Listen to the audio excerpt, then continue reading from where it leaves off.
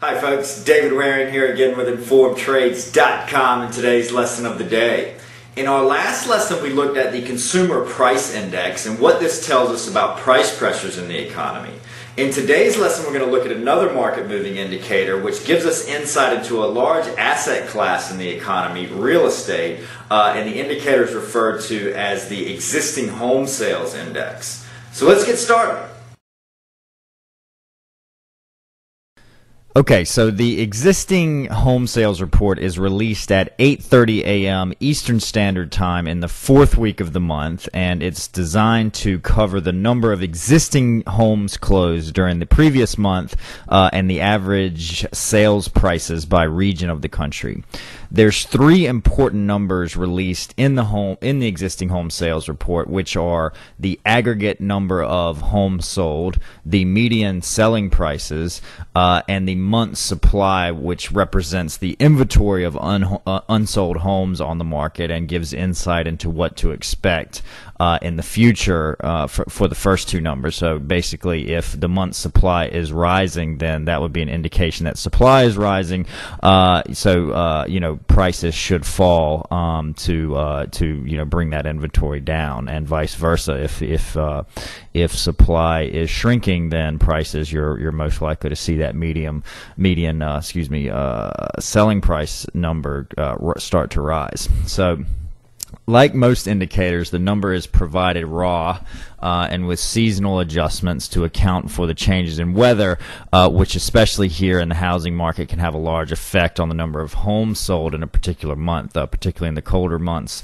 I know from my real estate buddies and from watching this number, people don't like to get out and buy homes, but during the summer months, those tend to be the hot months, I believe. So, in addition to the obvious importance to the stock of home building companies, home supply stores, real estate companies, these types of things, the existing home sales number is also considered a leading economic indicator, as increases or decreases in the number of homes sold lead to economic activity in general, lead economic activity in general by several months. So when housing sales are strong, and prices are rising, then homeowners, which represent a large part of the economy, show increases in equity in their homes, which can then be spent through home equity loans or used to upgrade to a larger home, all important drivers of economic activity here. So basically,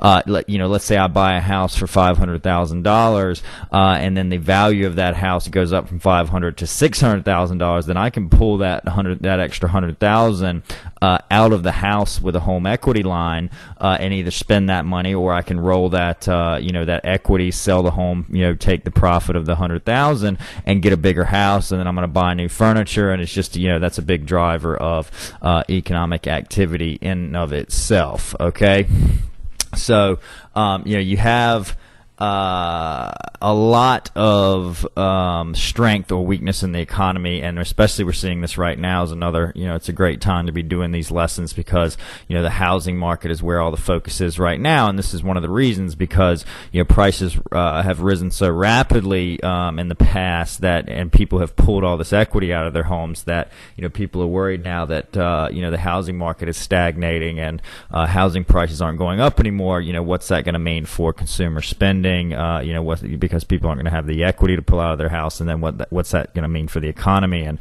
this is why we've been seeing some large stock market sell-offs, in addition to all the problems with subprime, which I've done lessons on there as well. Okay, so as with the other leading economic indicators we've looked at, this indicator will be looked at even more closely when the economy is thought to be at a turning point, and market volatility can be particularly large as a result, and especially when housing is a big focus in the economy like it is right now. You can see some pretty major market moves around this number. So also, with the other indicators we're looking at, the best way to learn how to anticipate market reaction under different scenarios here is to follow the several releases of the indicator in real time.